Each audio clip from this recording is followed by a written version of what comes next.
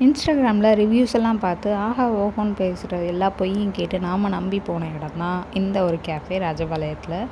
So இங்கே வந்து நாங்கள் வந்து pizza, fried chicken and then sizzling ப்ரௌனிலாம் ஆர்டர் பண்ணோம். ரேட்லாம் ரொம்ப அஃபோர்டபுளாக தான் இருந்துச்சு. டோட்டலாக 460 கிட்ட இருந்தது. ஸோ அவங்க காட்டின கிறிஸ்பி சிக்கன் இது தான். அண்ட் இன்னும் நிறையா இன்ஸ்டாகிராம் பேஜில் அவங்களோட பேஜஸ்லலாம் போட்டிருந்தாங்க. இப்படி தான் இருந்துச்சு. பட் எங்களுக்கு அவங்க கொடுத்த சிக்கன் இது தான். இது வந்து கொடுத்தோன்னே நல்லா ஹாட்டாக இருந்துச்சு. பட் அந்த பீஸ் மட்டும் தனியாக, மசாலா மட்டும் தனியாக வந்துருந்துச்சு.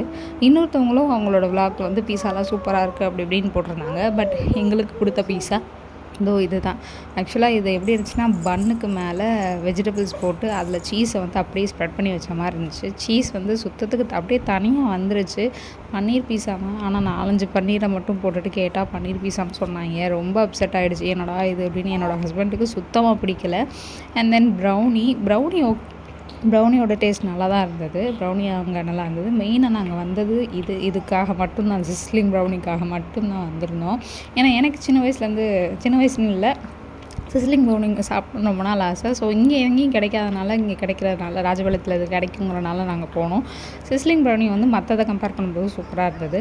நல்லா ஹாட் அண்ட் கோல்டாக சாப்பிடும்போது சூப்பராக இருந்தது. எனக்கு பர்சனலாக இது மட்டும் பிடிச்சிருச்சு. என் ஹஸ்பண்டுக்குமே இது ரொம்ப பிடிச்சிருந்துச்சு. பட் என்னோடய பையன் வந்து பாவம், கீழே அது ஹாட்டாக இருந்ததுனால சுட்டுருச்சு அப்படின்னு சொல்லிட்டு அடுத்து சாப்பிட மாட்டேன்னு சொல்லிட்டான்.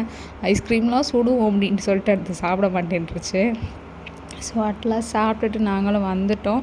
உடனே போங்கடா நீங்களும் உங்கள் டின்னர் அப்படின்னு அவன் தூங்கிட்டான். அவன் தூங்கினதுக்கு பார்த்துட்டு எங்களுக்கு அது சாப்பிட்ட மாதிரியே இல்லை, ஒரு ஃபீலே இல்லை. கடைசியில் நான் வந்தோம் அப்படிங்கிற மாதிரி ஆயிடுச்சு.